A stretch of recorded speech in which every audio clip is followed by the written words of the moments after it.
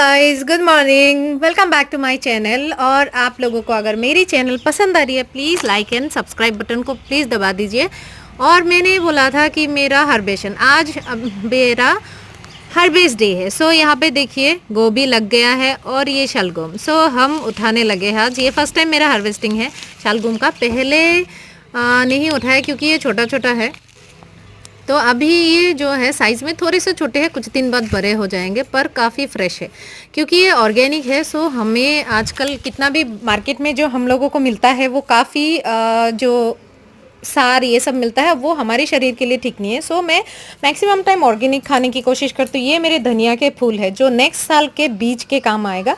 और ये है मूला जो मेरे रेड कलर की और विंटर में मुझे काफ़ी पसंद है। और इसकी अचार भी रेसिपी भी मैं आपको बताऊंगी। और ये एक यूनिक वाला पत्ता गोभी है जो एक साइड में लगा है। और ये मेरी मिर्ची के पौधे, ब्लैक मिर्ची जिसको बोलते हैं, वो लग गए। और ये छोटा छोटा पतला पतला देख रहा है ना, वो प्याज है। और इसको अभी हमने धो लिया और मैं अभी इसको पकाने जा रही हूँ, गोश्त और शलगम वाला रेसिपी जो आप लोग देखेंगे मेरी नेक्स्ट वीडियो पे। Bye bye, follow.